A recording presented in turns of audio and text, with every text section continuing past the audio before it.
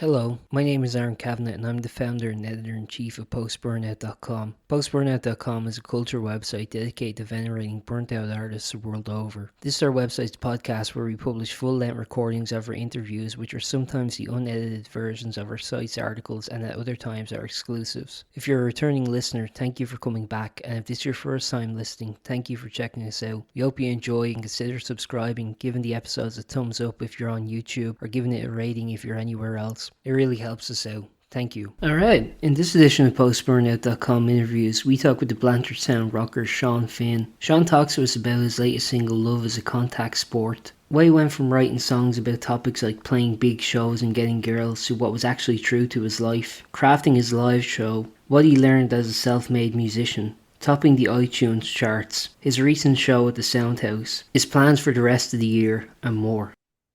Hello. Hey Shaun, how's it going? Hey, how are you? It's good. It's very nice to meet you, man. Nice to meet you. How are you? I'm grand, man. Yeah, no, it's really nice to talk to you, man. I guess like the first thing it's gonna kind of like establish is kind of like about your own musical background. I mean, like your kind of interests are very varied. You've been kind of you've been doing this for a while now. I mean, like almost I guess almost a decade, right? I mean, how long have you been playing music for yourself, and what kind of like kickstarted your interest? Yeah, so like I've been playing music for about 8 years now, so coming up to a decade for sure on it. And Yeah. initially I was really into like kind of like Britpop bands, like like Oasis and The Verve and Blur and that sort of stuff. That's where like I kind of got like a more than average interest in music. Like that's where I was like, oh, I want to like discover more, like and that's where I wanted to pick up the guitar. And I started like listening to some like other bands, like not like my current favorite band, like the Coronas, and I got into like Arctic Monkeys and Foo Fighters and Nirvana, and you start going down that rabbit hole of finding bands from the 80s and the 90s and then the 70s and stuff. And it was just like a natural progression. Like I think it's similar for most like musicians where like they'll find like their entry point band and then they'll kind of go down a rabbit hole. And yeah, like I picked up the guitar when I was like 16, and I just kind of kept at it. And when I left school, I didn't know whether I wanted to pursue music or whether I wanted to kind of do something like an actual career, Mm-hmm. Yeah, yeah. the traditional route, something that brings in proper money. But I decided I'd do a course. I done a PLC level 5 in it for a year, and I loved what I found, so I decided to go further, and I went and done my degree, and then like it kind of got me on a songwriting buzz. And it's kind of just been a case of like every time I've come to a new corner, I've tried to develop and then move to the next one, like so it's been exciting, and I'm excited for what's to come. Like I think it's crazy to look back and go, geez, 2 years ago I couldn't do that and like what I'm doing now, but what Yeah, am I yeah. going to be doing in 2 years from now? Like Actually, I was kind of looking at the sort of the release dates of your music, and it seems to kind of coincide with actually the beginning of the pandemic. I don't know, did COVID play a role in kind of actually getting your arson gear, or was it just kind of like it was just coincidental timing? it was a bit of both. Like I was writing songs before COVID and before lockdown, but like I got the time to do it more and kind of be more self evaluating with it, Hmm.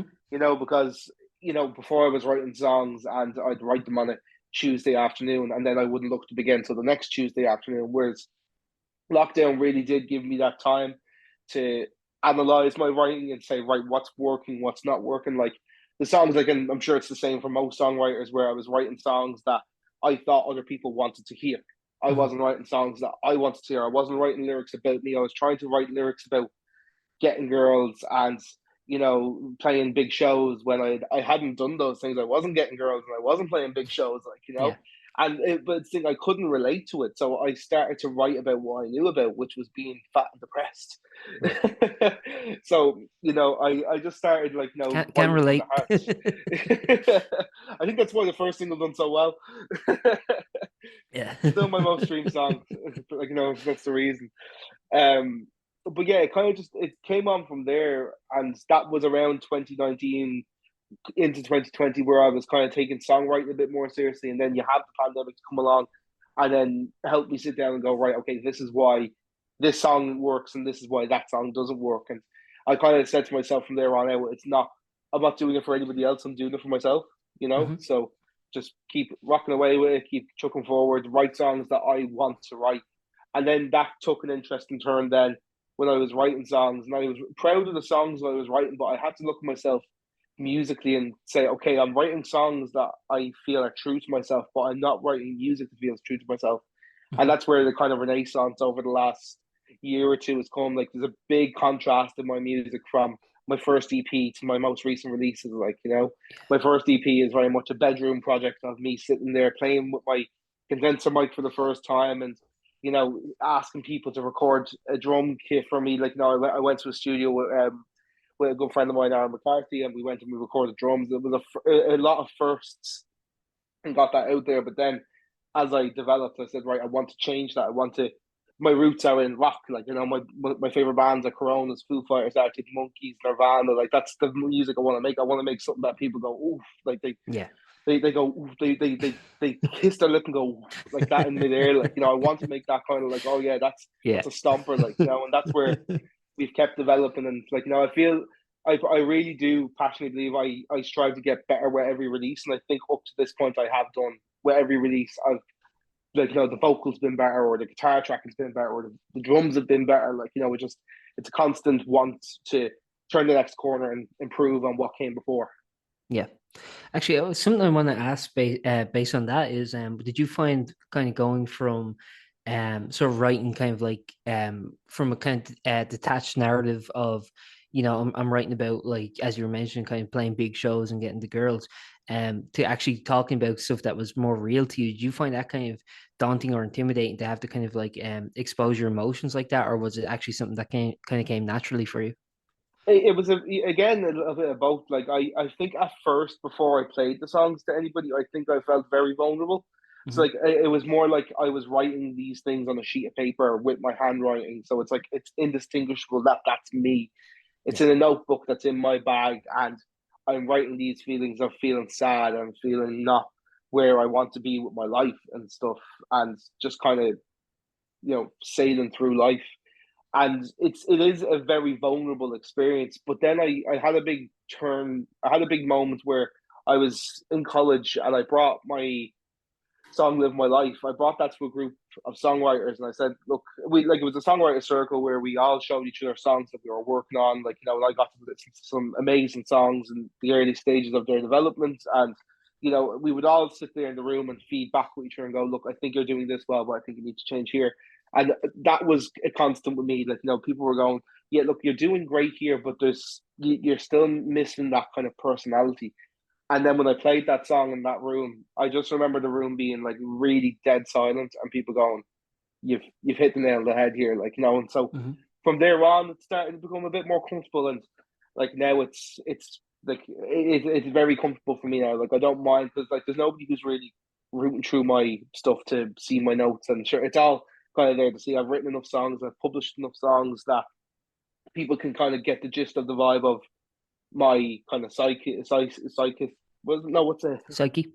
psyche, that's the word I'm looking for. Yeah, like they can get the grip of my psyche and like where I want to kind of take the energy of the projects. Like a lot of my writing recently has been about kind of reflection and like rising up to a challenge, and that's where the song "Rise" comes from. Like because it's about overcoming a difficult time and saying right now we're over this hill and we're gonna kick ass now. Like and that's the kind of like energy I want to keep in my music at the moment. Yeah. Actually, it's interesting because you were mentioning kind of like, the first kind of entry point for you was Oasis, and I think it's actually, you can kind of see a similar thing, with them, where they're kind of like their music was always full of like very kind of like raucous kind of, just like traditional kind of like rock and roll, and Mm. also kind of like more soft kind of, kind of acoustic stuff too, which was kind of like, but for you, like, I mean, it seems like two very different kind of, I guess, like eras of your music. I mean, you were talking about like, the first EP, as well as I guess the Galway single, and kind of what you're doing now with with songs like Rise and the new song which is coming now, Love is a Contact Sport. The kind of like more kind of like rock and roll. Do you see the two as being kind of, contrasting, or do you think they're just kind of like, do you think it just kind of adds to the repertoire of what you're going to utilize kind of going forward? Yeah, I would say it's going to utilize what I'm going forward with. Like, I definitely still write slower acoustic songs, and I was well, they'll always be in my arsenal. I'm sure there's some that will come out as Mhm. well. Like there's one particular one. There's two. Well, there's two. There was one that was going to come out last year called "Survive," which was a song that I wrote before Rise and before Galway. Like it was a song that was written a long time ago that I kind of forgot about, and I I just found it in my songwriters book one day. I was just flicking through, and I said, "Oh, geez, do you remember that song?" And it was in Dadgad, and I was like, I've really made an effort over the last year to try and play live in Dadgad because I just love that tune. Mhm. Just a really fun way to come up and down the neck. And I said, oh, this might be fun to do live. So I kind of dusted it off and I changed some of the lyrics and said, right, this is like where it needs to be now. But then I was kind of thinking that as a brand, I kind of also need to consider moving forwards in like if I do two really hard heavy rock songs like Rise and Times of Change and then I do Survive, what kind of message does that send out? Was like which way it doesn't. You don't know, is he a rock star or is he a Ed Sheeran singer songwriter vibe? Okay. Like there's no cohesion, and I didn't release that song for that reason. And then there was also some stuff that came up in my personal life that I was gonna release the song and said, you know what, it's probably not the right time for that song to come out, because you'll have people asking questions about stuff Yeah. and your lyrics and that sort of carry on. So I just said, look, it's better to move forward, and that's why Love is a Contact Sport has come out when it's come out, and I've about two or three more songs like Love is a Contact Sport and Rise that I have in the pipeline, and then there's two songs like that, like one called Survive and one called My World, which is just a sappy little love song about my girlfriend. But Mhm. it's nice to have those there and to be able to play them at shows like when we play on Saturday in the Sound House. It'll be nice to kind of come up on that high and build and build and build, and then just kind of slowly bring it back down. So it's nice to have that repertoire of having all of them in there. But Mhm. I would be more leaning towards the kind of new hard rock style going forward. Yeah, no, I think it's like it's a really cool kind of like really interesting sort of direction I think you're going in now. But I think it is kind of cool to have to kind of I don't know, it shows your versatility and it shows kind of like your range. And I think it actually, as you mentioned, for like for the purpose of a set list for a live show, it kind of you can sort of do that roller coaster thing of kind of like directing the show. I mean, you mentioned this will be going out after the show has happened, but um yeah, I mean your opening show, headline show is this weekend. I was wondering, I mean, like, is that something that you've been kind of thinking about with like the set list of where things go, what the kind of first show is going to be like how much kind of thought and consideration is being put into the show, which is coming up? Yeah, like it's to be honest, with you, it's probably the most important thing for me. It got to do with everything. Like it's the how the set list flows is like my number one concern. Because I don't want to start off with all the rock songs and then like we spend 45 minutes at the end just playing slow stuff. Yeah, yeah, You have to kind of be careful. And I have a lot of songs and we're not playing a lot. Well, we're playing mostly covers, but sorry, we're playing mostly originals, but a lot of them are new songs, which is a good thing because people will get to hear them for the first time.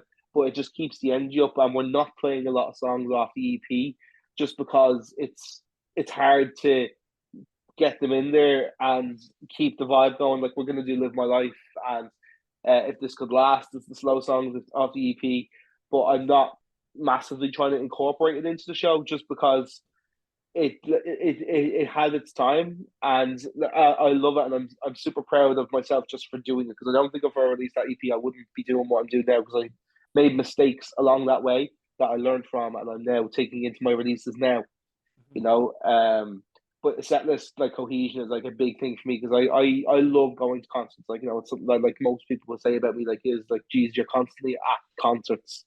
yeah. I'm always either down in Cork in Cypress Avenue or in Paradisco in Amsterdam or in Shepherd Bush or Brixton in London. I love going to gigs and traveling to gigs. It's a big thing. So I know what makes a set list good. I know I've been to see bands that have got a spot on. I've gone to see bands where I'm like, geez, like you've played your biggest song twice, once at the start and once at the end. I won't be doing that. Don't worry. We won't be playing Rise at the start and at the end. We'll kick it off early. Don't worry. Yeah, it's a reprieve.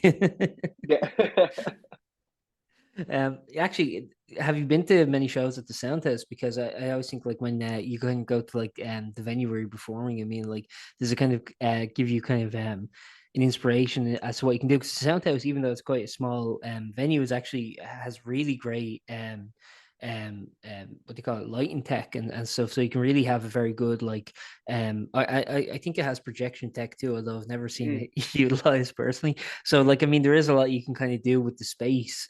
Is has that been kind of consideration, or is it kind of going to be more stripped down, just kind of like no, this is about the music, or how is the kind of I guess the production of the show, how's that factor in? Yeah, like I've been to the Soundhouse many times over the years. Like I've played in the Soundhouse before, just never as a headline act. I've just been Hmm. there on the bill or playing with friends' bands or filling in, like last minute for somebody. Like it's never been a headline gig. Production wise, like it's been really cool to kind of think of like how we're gonna interact. Like like we're talking with the band and we have like our little in jokes and stuff that have come along. Like for lighting and stuff, I would like to do a little bit more. It's not something I've put an awful lot of time and effort into, and not because I don't think it's important. I do think it's really important, but I like the songs are the most important thing for me. Like I would rather spend like we've spent the last 2 months rehearsing and we've rehearsed every week, and I'm going to rehearsals right after this interview. I'm literally hanging up, I'm making a cup of tea, and I'm going to fabric to go and rehearse. Um, the grind doesn't stop, like but Yeah. it's one of those things. I think in life, and it's probably one of the things that college taught me best is the song has to come first. So whether that's we don't need any instruments in this part. We need to do a cappella, or whether the drums need to be a bit louder, or we need to cut your guitar solo because as great as that guitar solo sounds, it's not serving the song Yeah. correctly. So for me, the song will always take preference, and I think the Soundhouse is an amazing venue for that. It was, a toss up between three venues in Dublin. I don't think I actually need to name them, but I think people will know Sure. when I say there's three venues I wanted to play. They're going to know the exact three that I'm talking The about. Tree Arena, Crow Park, and the Soundhouse. Of course, yeah, that's it. Like we said, right, okay, look, I think we'd actually sell to Crow Park too quickly, and that would be the problem. Like Soundhouse, like it's on the keys, too much traffic won't come. You know. You're about to get Croker, and then Coldplay came in and swooped it from. You're like fuckers. We had the same date. They just outbid me. What can I say? Like London and Blanche are two different price brackets. Yeah. No, actually, I think that's like I think that's really cool, man. Like how kind of like that kind of like consideration for the music first, like because again, I think like I think the kind of spectacle of the show should kind of be secondary. Um, It I can actually massively help as well, though, because I yeah went to see To Our Cinema Club last year, and their light show is fucking incredible. yeah. Like, oh my god, the visuals! Like, my girlfriend came. Yeah, my girlfriend is a graphic designer, so Hmm. most of the cool stuff you see on my socials is her, or it's her over the phone saying, "Sean, just click Control C, Control V." Right, I've done all this for you, you know. But we went to see them last year, and their light show was insane, and the graphics they had in the background. And my girlfriend didn't actually know them well. Like she obviously knew the big hits like What You Know and Next Year and that sort of stuff, but she didn't like know a lot of their songs. Whereas like I've loved To Our Cinema Club for years now. And Hmm. she came out and she going, "Oh my god, that live show was deadly." I'm like, she's now going, "Let's go to Belfast and see them. They be deadly in their hometown." I'm like, yeah, grand, let's off. So we've got to get to see them in Belfast in August. Cool. Man, I just want to ask a couple last things because I don't want to keep you if you have practice. Oh no, I just want to I ask. have a bit of time. Don't worry, I have a bit of time. Take Oh, your own. perfect. I just want to ask how many I have about an hour before I need to start like looking at my watch. So before start please take your parking. time. Yeah. I just wanted to ask how many people are in the live band now? Live bands with three. We've three fantastic musicians. We have Keane Araldi, who's also supporting on the night. We have Mhm. Jack Hickey, who's playing the bass guitar, and he's also the singer of the other support act. Good question. Nepotism at its finest, folks. And we have an amazing drummer called Roger Kind, who's I think this is only like his second like full like production gig, which is awesome for him to come on board. Like, and he's just been amazing. He contributed so much to. There's one of the new songs that's called TV Show is one Mhm. of the new songs, and I had brought it into rehearsals. Like, kind of the lads were. I thought the guys were gonna kill me when I said this to them 3 weeks ago, right? Because we had rehearsed and we had gotten the set really, really well, and it's like, right, okay, we now all know our parts. We just need to keep working and get as tight as possible and make sure there's no like, oh, I know I'm supposed to come here, but am I coming on this bar or the eighth bar? This sort of carry on, like, and Mhm.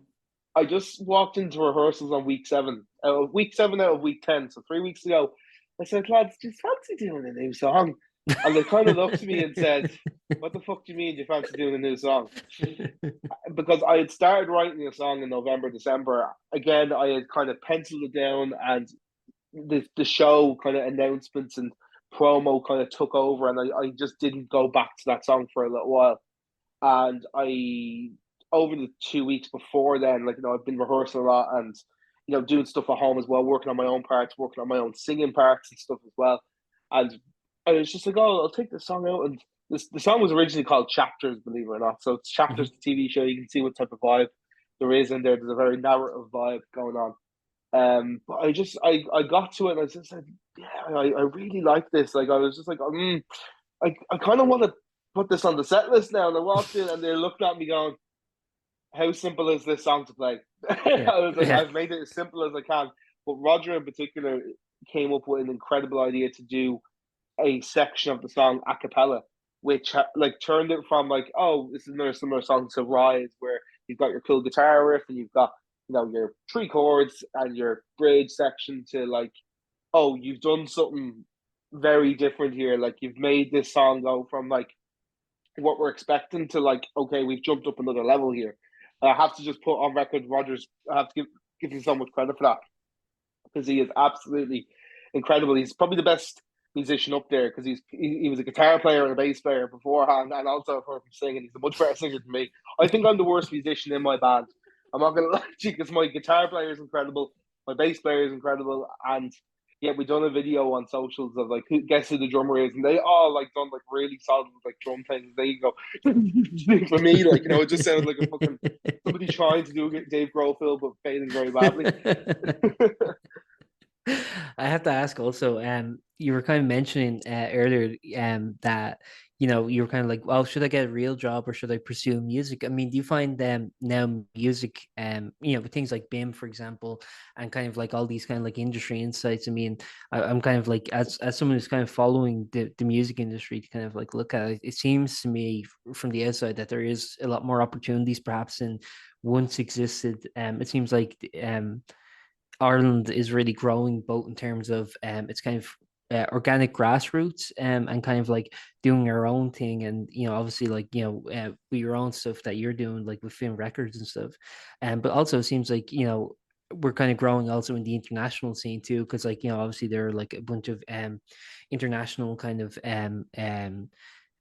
what do you call it, like Irish businesses and acts starting getting corporations. really big. Yeah. Yeah, well, it's also like they're kind of like, I think, investing a lot of money into like the international kind of corporations are also like investing a lot of money now into Ireland in a way that they Mm. probably hadn't before. Do you find now it's kind of like you can actually kind of make a living as a musician, or do you think it's still not quite there yet? I still think there's a big gap between, if someone was saying to me like, should I go and do music in college? Yes, if you love music, if you like learning music theory, and if you like learning about admin and management, yes, absolutely. But if you're looking at it from a strictly artistic point of view, there is positives and negatives that come out of it. Like, I probably entered college thinking, yeah, this is great. Like, it's similar to when I was in secondary school and I'd done art and I thought they were going to teach me how to paint. That's not what happens. They don't teach you how to Mhm. paint. They guide you and they push you in the right directions, but nobody is going to do it but you. Like, you Mhm. have to want to take that risk, and you have to want to take on that responsibility to yourself and to your art, Mhm. so people, like, I would say to people, like, just be aware that you're not gonna. It's not like most college courses where you're walking out and you're walking into employment and you're walking into this.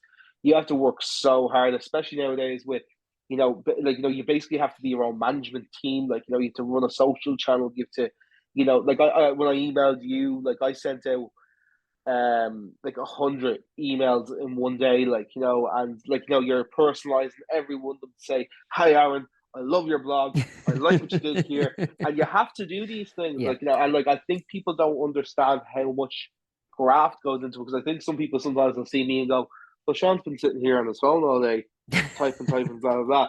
yeah, I've not been doing what I want to be doing on my phone. Like, I've not been sitting there on TikTok. Don't get me wrong, I do go on to TikTok and I have a sure. little break, but I'm editing videos, I'm texting people, I'm researching Instagram pages. Like, there's so much that people don't see, and you're sending 100 emails and you're getting 4 responses, and luckily you were one, and it's stuff like that where I think it's such a great thing, but you have to be passionate. You have to love it for the sake of loving it. You can't do it because you think it looks easy. Yeah. You have to do it because you love it. Yeah.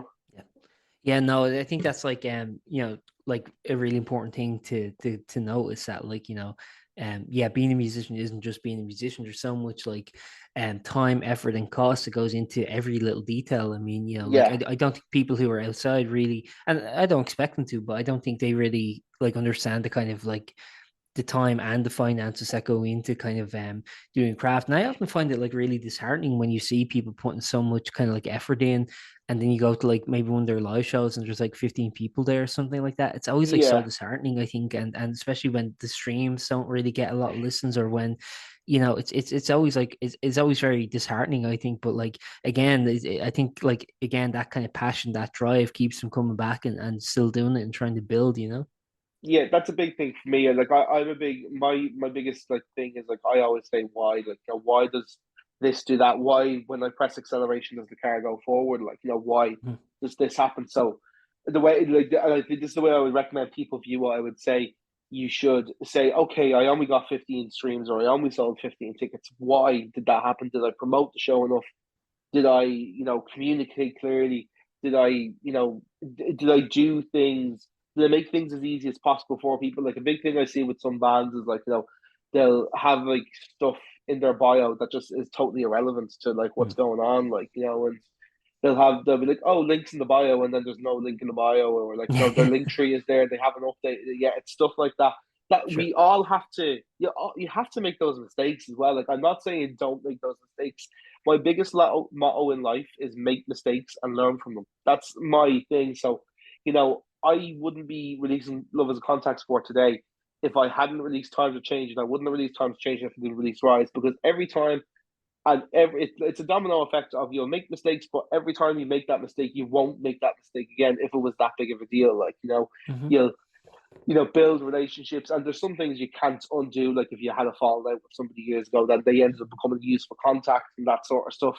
Like there's like I know somebody was in that position before where they fell out with somebody and then they ended up doing pretty well, and they wish they hadn't have fallen out with them. But that's kind of stuff that's in the past, and that's out of your control. You can only control what's going forward, like and Hmm. yeah, it's a love, it's a real like it's a passion project, like and you have to love that.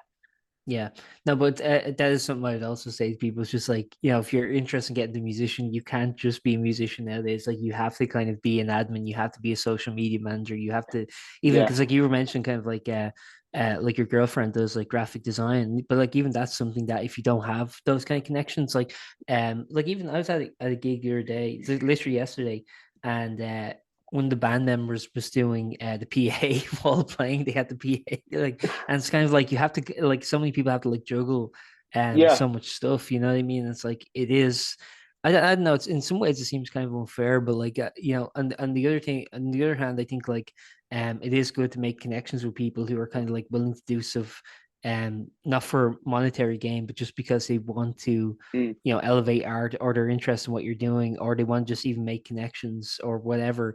It's good to kind of like know people and kind of like get talking with different groups of people. That's why if there's any young musicians, want to be musicians out there, I think that's something that, because like I think a lot of people, they go It's to a big thing to professional gigs. consider. Like, yeah, Yeah. if you can, I would nearly recommend having like a foundation of like safety nets. Like, if you can have a bit of money set aside, if you can, like a big thing I'm finding now, I'm in the middle of learning how to drive, and the amount of gigs that you have to turn down because you can't get to Yeah, somewhere yeah, because public yeah. transport is terrible in the country. Like, I was Mhm. doing a gig in Balbriggan there the other day, and like I felt really rude that I had to go at 10:30. I was like, guys, like I can't stay after because this is my last train back to Dublin, and if I Yeah. don't get this train, I'm sleeping in this warehouse. Like. Mhm. So you also brought up a great point there, about like people taking for granted how hard it is to get to certain levels. Like like as much as I'm not a big fan of certain bands, certain artists, and I won't name anybody in particular, but I will always respect the grind it takes for someone to get to where they are. Like when there's a great interview with Ed Sheeran on Jonathan Ross. I'm not a fan of Ed Sheeran's music. I don't mind it. I've been to see Ed Sheeran live. He's great live, Mhm. but I'm not like an avid Ed Sheeran listener. Like And there's a great interview of him on the Jonathan Ross show where he shows what he used to sound like when he was 14. And I'm sure you've seen the clip. It's a very Yeah, famous clip. And people don't understand how, like, it's like, oh, you're born with it. You're just great. You do this, you do that. It's like, no, you have to work. Like, that's what a lot of people sound like when they start singing. I'm a big believer in the phrase that anybody can sing, because I used to think I couldn't sing. I probably still can't sing, to be honest with you. I'm just getting away with it. Like, when I first started joining bands and writing music and stuff, I just didn't want to sing. I just wanted to play guitar and I wanted to do my little lead licks and kind of be fine with that. But then, because I was writing my own songs and then COVID became a thing and I wanted to release songs, but I hadn't got a band to practice with, that's how it kind of ended up being like, right, okay, I'm just going to release them myself. I'm just going to sing them myself. And you can tell, like, the first EP, I recorded all those songs in like 2 days, and you can tell I didn't know how to sing, like, yeah, And, as you get into Galway, you go, oh, okay, he's done better here.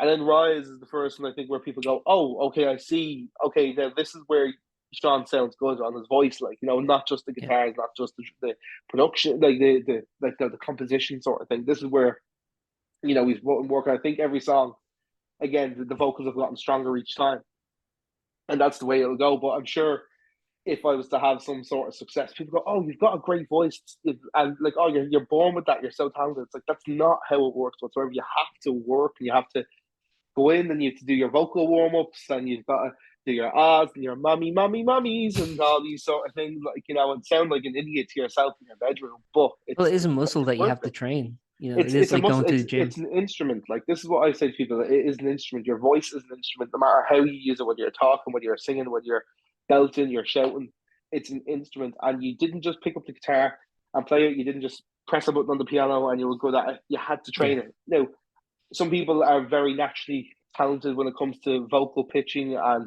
having perfect pitch and that sort of stuff, and the range. and their range. Like, some people are born with that, but Yeah, it's not the tools you have. It's how you use the tools that you've been given yeah. is more important. Like, Yeah, no, absolutely. I totally agree with that. I mean, like, it is such like an evolving thing. Something I wanted to ask you actually, because you kind of brought up Galway there. I mean, Galway went number one in the iTunes charts in Ireland.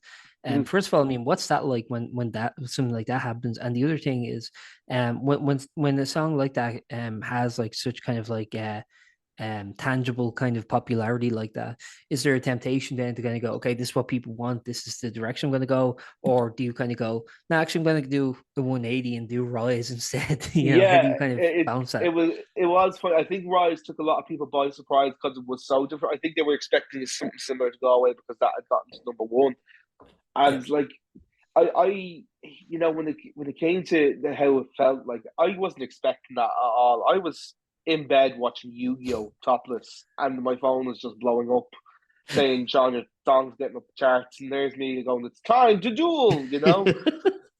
And so I was like, "Okay, I'm gonna have to pause Yu-Gi-Oh now. Hold on a Well, minute." maybe the Yu-Gi-Oh theme song influenced Rise. Do do It do definitely do do do influenced time. do. It definitely influenced times are changing because that's the cover of Yeah. it as well. Like, and it was just a funny thing where I was sitting there and I was like, oh God. So I came, my grandparents were in bed asleep, and I said, okay. And so I came down here, I put a t-shirt on. I came downstairs and brought a guitar, and I went live on Instagram because we were like number 4 in the charts. So I was like, oh guys, like, let's go. And I put up a few stories and pushed it. And like, it happened then. It was so out of the blue. And it was a fantastic feeling, like, and it was there for about 2 days, and then, like, I think a Roshi No song or another popular, like, Irish artist, or like, big song in the charts like Olivia Rodrigo or something came up and took it. But just to say, look, you were there for you Yeah. kissed the ceiling, doesn't mean you can't stare at the stars, like, Yeah. that sort of thing. And it was great. Like, and then, I think I took about over a year to release another song, and part of that was because I didn't know what direction I wanted to go in. I was like, okay, I still love Galway as a song, and we're playing it in the sound house, and it's like, I still love that, but it's like, is that what I want to be musically? Is that what I want to kind of be my launching pad? Do I want to keep making these type of songs? And the honest answer was no. Yeah. And I had to say to myself, I want to write songs that I want to listen to, because I would find myself then in loops of, okay, I wasn't listening to my own songs enough because I didn't listen to that type of music enough. And I said, right, well, okay, if I apply that to my songwriting, I'm going to start writing songs that I want to listen to in my playlist in the gym, or when I'm out for a walk, or when I'm in a shop, or if my mates are having a party and it's nice songs in the background. It's like I want to start writing those type of songs where it's easy listening in any situation, but then you can also tune into it and go, you Yeah, know. And yeah. that's where like Rise was written very quickly after Galway, but it was mainly a production thing of going like, right, okay, let's take Rise from a acoustic singer songwriter song to a pop, a pop, a punk song, and Hmm. let's put a riff into it and let's kind of develop it. And it took probably about 2 or 3 months of kind of just coming back now, taking it out. Okay, no, this isn't working. Come back to it a week or two later, and then like kind of just constantly rejigging it, and then eventually we got it recorded in October of 22. And I also had a lot of time in 2022 because I took such a long while of a break. I also Hmm. got to live a little bit more. I got to just go out, and I traveled a lot more. I went to Amsterdam. I went over and met some friends in London, and I started my relationship with my partner, and that gave me a lot more to write about. So by taking that kind of break from exclusively writing new songs and just tweaking this song to how I want to, as like, and let that be the launch pad for how I go forward. That then has like kind of influenced how I take things forward from now. So like I'm now still writing songs from experiences in my life over a year ago, like which is that's kind of how I like to do it. Yeah, and also because like at that point, like if you had have like followed up Galway with another song in that vein, that's kind of like you locked into that in a way. Yeah, So, it is kind of like it is the perfect time, I think, to take full direction. And I think what's really cool now about kind of like the era we're living in of self-releasing is that you can make that dictation as an artist because like if you were on say a label and they were like, hey, this song's still really popular, you have to make something like that again, yeah. You see, So that's what I love about like a big thing with me is like, and some people might consider this like micromanaging, but like I like to be in control of everything.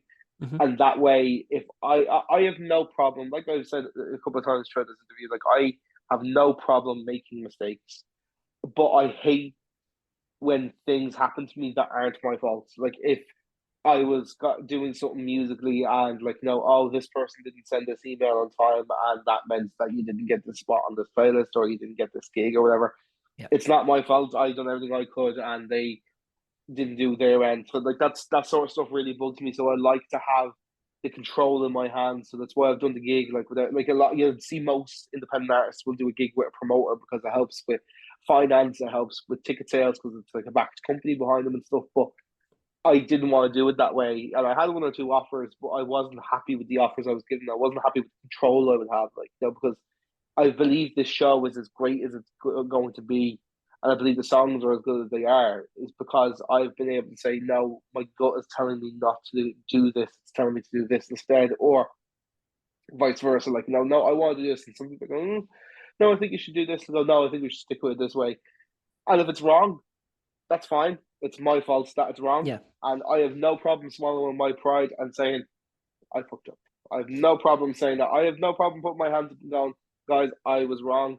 Let's not do that again. You were right. Let's move forward. I have no problem doing that. But what bugs me is when something out of my control has Right. an effect on me, like, stuff like that. Just, That's that's totally understandable. It's like, I want this mistakes, not like warts and all, to be my own thing. And even if there are mistakes, I want them to be my mistakes, not something which, was dictated by someone else. You know what I mean? I totally get that. That like makes complete sense.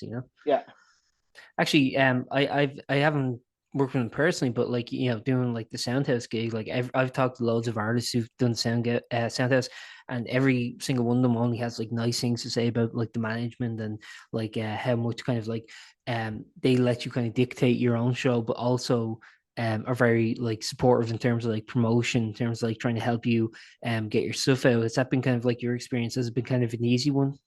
yeah. Pretty much the second we got the green light from the management and the sound house, like any questions I've had, they've been great for getting back to me and like accommodating that and I need like I'm not I'm not a fussy princess myself, like I'm fairly easygoing. Like I kind of just said to them, can we use your ramps instead of me having to bring a marshal lamp onto the bus, stuff Yeah, like that.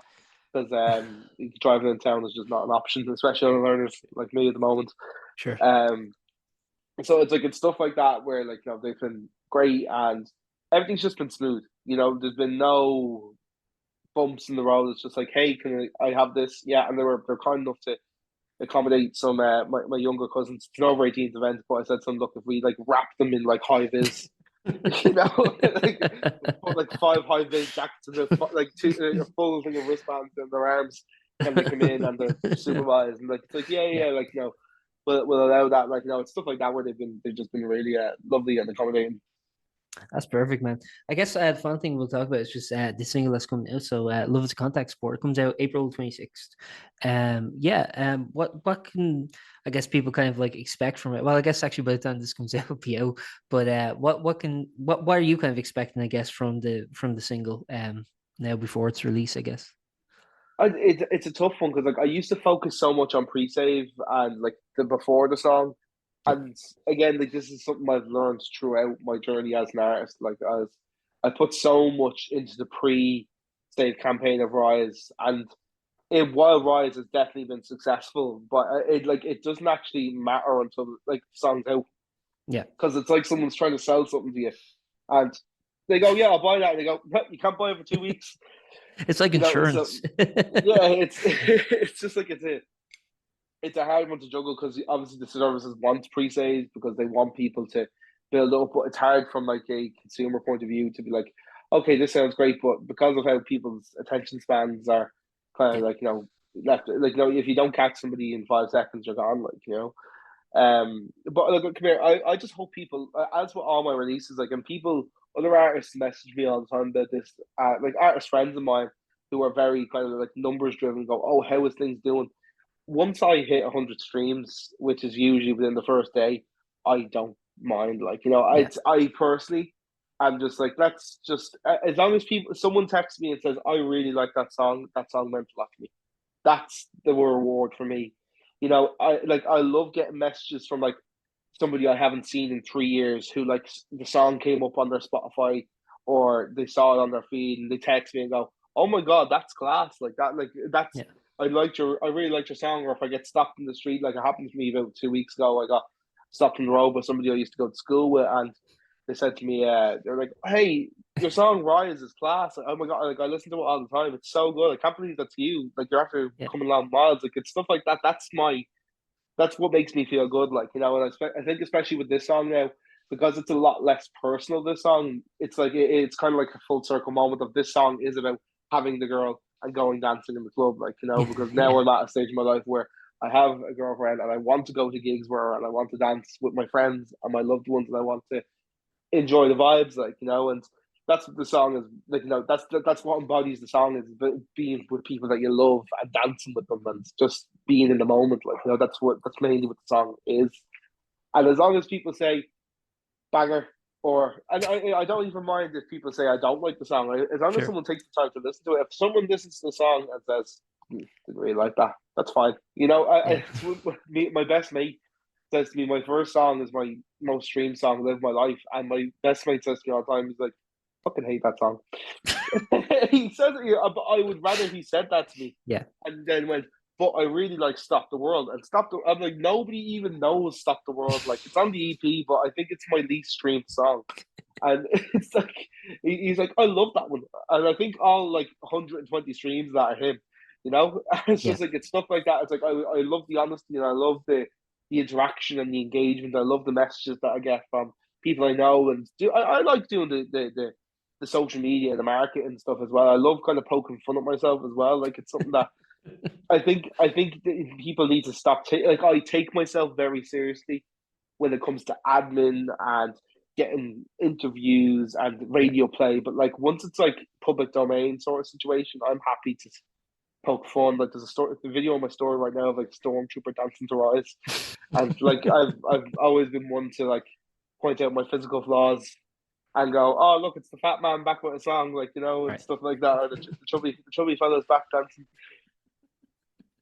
No, I mean, I think that's the perfect attitude to have of we take it seriously, we get shit done, but we're not curing cancer here, No, it's there. it's all fun, and you can't take it so personal if someone doesn't like your song, because at the end of the day, like who's like a huge artist in the world at the moment? Hosier, right? Hosier Hmm. is a fantastic songwriter. He's an amazing musician, and he's a lovely bloke. I'm not the biggest fan of his music, right? Hmm. But like that doesn't mean anything to him because he's got enough streams, and I'm sure it means more to him that I said he's a fantastic musician, fantastic songwriter, fantastic person than I personally liked your song. It's irrelevant at the end of the day. It's taking the time to listen, appreciating that time that you spent in their world, and saying, okay, this is my verdict. Like, because once it hits midnight on the time your song releases, the song isn't yours anymore. It's the public song. Like, my name is just on the credits at the end of the day at that point. Like, so you can say, "Oh, but it's brilliant because it's brilliant because of that."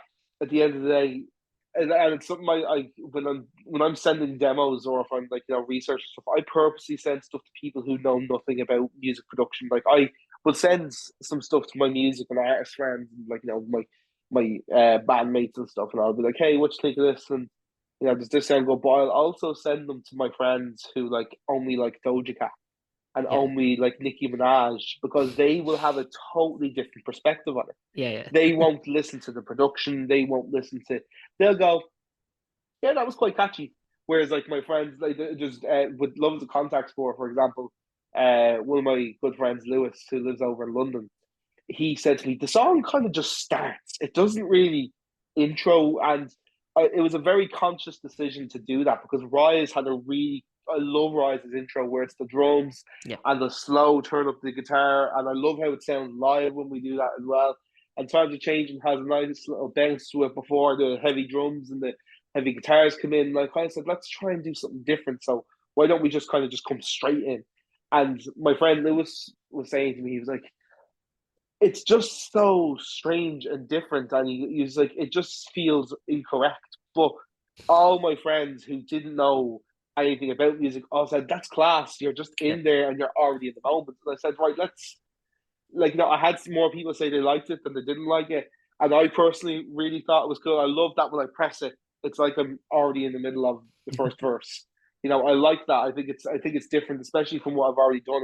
It kind of shows that I can take risks and just see how it sounds like. Switch it up, yeah. Actually, when you were saying that, I was picturing in my head, its placement in a set list, and like you could imagine that after a song, like after like say one song ends and you still have the kind of notes hanging from that last song and people are cheering, just going straight into that next one. It works in that kind of like placement, kind of like in a Mm. mid-set kind of song as you develop your set list kind of going forward, you know? Yeah, that's one of the great things about how we're starting the show. This is going out after, so I can say this, right? Yeah. I haven't even told my girlfriend about this. Literally just the guys in the band and now you who know this. But Okay. we're kicking off, and I love how we start the show. So have you seen the show Daredevil? Yeah, yeah. Daredevil. I'm I've not seen the gay, first but season. I'm not gay. But the things I would do to Charlie Cox, oh my gosh. Me and my girlfriend, it was like the first thing we bonded over is that we love Daredevil, and we both are obsessed with Charlie Cox. He's absolutely gorgeous.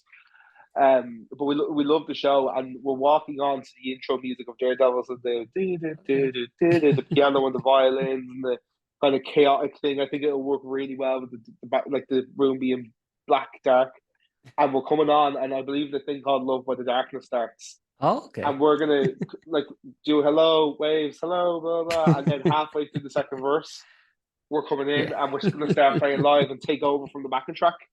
But then That's we cool. finish, I believe, the thing called Love, and it ends on an E chord. And we're doing the so you ready? And then like the drummer's doing the mad fill. But then the first thing of Rise starts on that E. It's the Okay. same shape, and it's like right, okay. So then it's like we can then transition very smoothly into Rise that way, and it's just it's going to be class. It sounds deadly in rehearsals, like. That's cool, man. Um, I think I've asked everything I have to ask. I guess the final thing I'll just ask is, yeah, 2024. What, you have the single coming out at the end of the month. Obviously, the first gig is coming up this weekend. Beyond that, what do you have planned kind of for the rest of the year? I hope to release at least two more songs, and there'll be.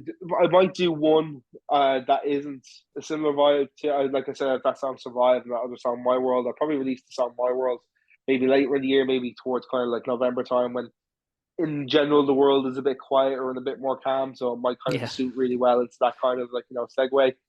And I want to play as many shows as I possibly can. There probably won't be another headline show unless all the tickets sell out for the next one in the next day and a half, which I doubt sure. is going to happen. Like, but I'll try my there's part. definitely like everyone who comes has to buy Yeah. five. But I want to keep playing shows. I want to kind of keep broadening my horizons of who I am as an artist and getting my name in front of new people. Like, like I loved the gig I did on Saturday in Balbriggan because there was nobody there who knew who I was except the Yeah. promoter of the event and the photographer. Only people who knew me. There was 120 people in that room who, by the end of it, were singing along to one of my songs. Which was great, and it was because it was that song TV show that my drummer had said, "Do this part a cappella." And do that. So the crowd were able to, I didn't ask them to sing; they just started singing at it. Like I want more of that, like first interaction. And when I finish, people come on going, "What's your socials?" Oh my god! Like I want that. I Yeah. want to kind of keep growing organically that way. Like and Hmm. yeah, the more shows, meeting more people, and writing more songs, and eating more sausage rolls. You should do, man. You should print off some QR codes and just like hand them to people. It's like easier.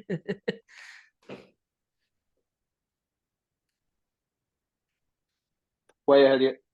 Oh, sick. Yeah, yeah. Way ahead of you, All right. buddy. No, but these are like I know it's a small thing, but these are like the things people should like have consideration for. These like again, like you're very on top of this stuff, and I think that's gonna obviously help you. You know what I mean?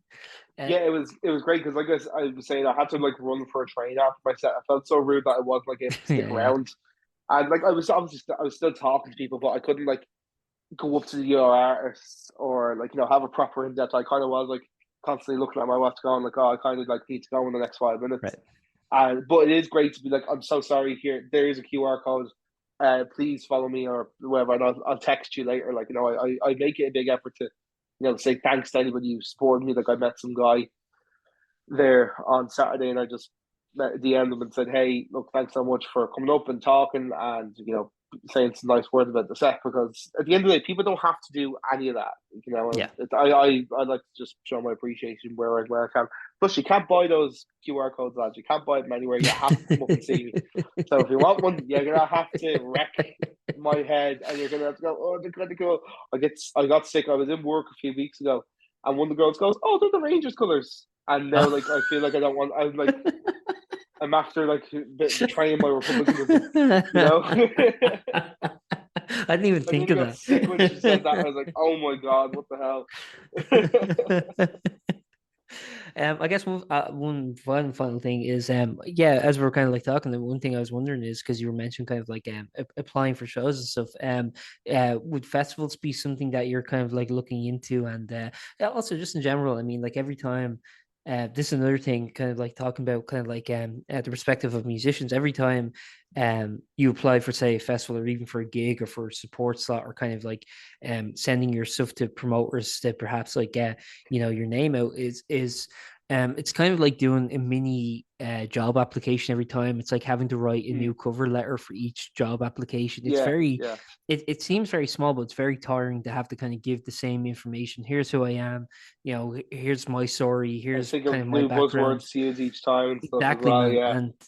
Yeah. And I was wondering if maybe you could talk a little bit on that. Like, have you been applying for festival slots, and what's that kind of process like for people who maybe are interested in kind of becoming a musician too? Yeah, I haven't done too much with festivals, and the reason is because like I've only really gotten my live band fully up and running over the last kind of 3 4 months. Like Yeah, for the headline show, I obviously knew I'd have to assemble a band, or I wanted to at the very least assemble a band.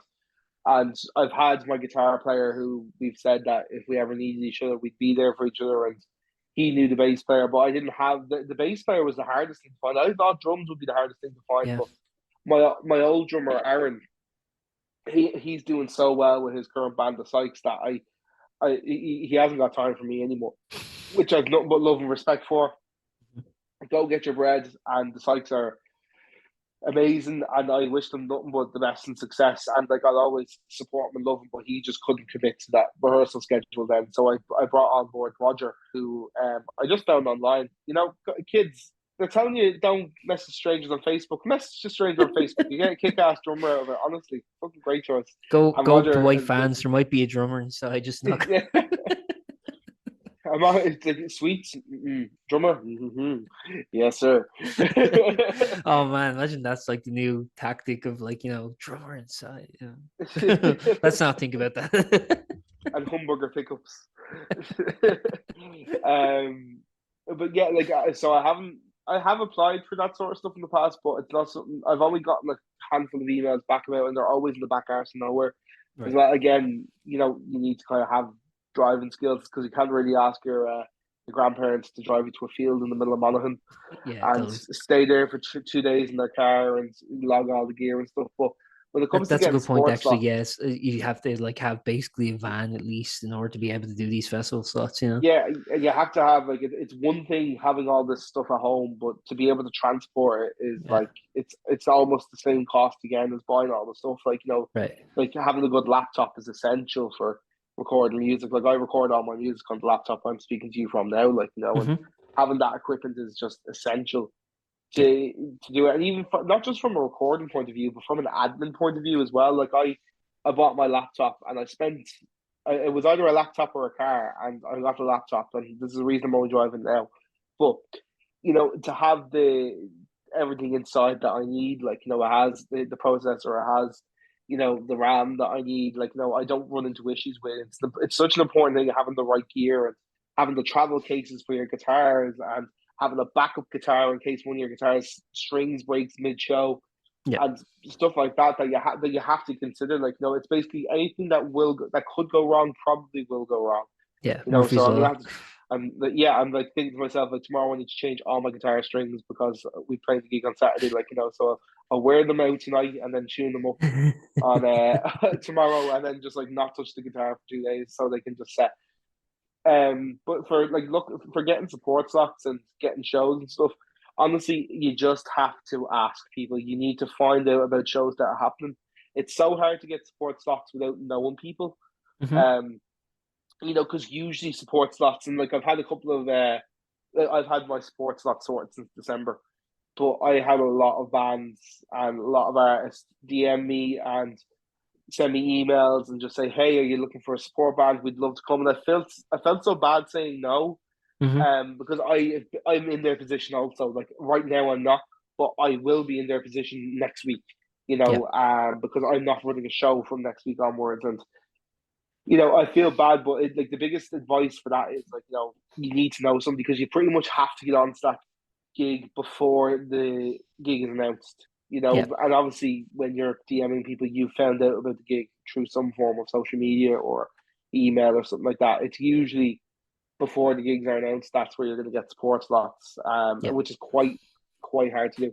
You can also get a lot of songwriter nights as well. Like the amount of songwriter nights I've been playing over the last couple of months, and it's literally just a case of who organizes it. Usually their email is in their bio or linked on Instagram, or you can just DM them on Instagram. But a lot of people are scared to DM people out of the Yeah. blue. The worst they're going to do is say no. So like Yeah. you've got three options here. You've either got a yes, which is fantastic, and you get what you want. If you do nothing, you're still going to be left with nothing. And if they say no, you're still going to be left with nothing. Yeah. So the worst they can do is just ignore you. That's the Mm-hmm. worst, and it's actually better if they ignore you than if they say no. If they say no, they say no. But like it's better to have asked than not asked. I You can actually just lie played to a yourself and like they probably haven't seen it. exactly. They're busy. They've got a busy inbox. They ain't gonna open Dude, my little email, my little. the worst is because I'll sometimes reach out to artists for for to do like what we're doing, and the worst is just saying see, and I'm like fuck. You purposely accepted the fucking message request just to say scene, and then Yeah, fuck no, but sometimes like they follow me back and I off. go, oh cool, they probably know who I am, so I'll like message them, and then it's just like seeing them like, oh for fuck's sake. It's only happened once, so to be I fair, but it stuck with me. yeah, no, but that's thing that those little things will stand out. I Yeah, had man. a really awkward one last week. No, this week where I obviously have been doing my promo rounds and I've been doing my research and stuff. And I found a radio presenter from Cork. I won't name who and the station and stuff, but I basically found their Instagram and I couldn't find an email for them on the website or on their like there wasn't one in their bio. So I said, right, I'm just gonna DM them like I've done plenty of times. Sent them a DM saying, hey, my name is Shaun from Dublin and I'd love to send you a new song that I have coming out. Do you have a music email I can send some music to? That grand. But 2 days later, I saw a really funny meme, and I went to send it to my girlfriend, but I sent it to this Oh, radio presenter by accident. did you So I delete it never in got that time? email. No, it wouldn't let me Oh delete it. no. She hadn't accepted. They hadn't accepted the request yet. I'll tell So you what to do in I that just scenario. You block them and unblock them and it deletes a message. I've done that before by does it? mistake. Okay, I might have to do Yeah. that. Yeah. Block But them and I was unblock just like, them and then it was something like sort like my girlfriend loves like animals and like nature and stuff. There was some like thing about seals and RTE okay. or something. So it At was least it just wasn't like the like most like out of offensive. At least it no, it wasn't like wasn't like that. And like yeah, it yeah. wasn't that like anti-Semitic. Like it was just like something like it was just something like that. If you saw it out of the blue, you'd be like, "Why the fuck did you send me that?" Man, that's everything's been perfect. I just have one last thing to say, and that is to what you were saying there about people messaging you about doing support slots, and you kind of have to say no. The way to let them down gently is say, well, you're too good. I don't want to be upstage, and that way everything is good. You know what I mean? Yes, It's a nice way I, of letting them down. and like to be fair, I genuinely do have a list of people who texted me, and I follow them back, and I will make sure that whenever they're releasing a song, I will share the song, and I will Yeah. do something because I have a lot of respect for them for reaching out and wanting to. And I also said to them like if for some reason one of the lads, let's say the guy's good question would support me, their bass player is in my band, but let's say their drummer or their bass player was sick on the day and they couldn't make it.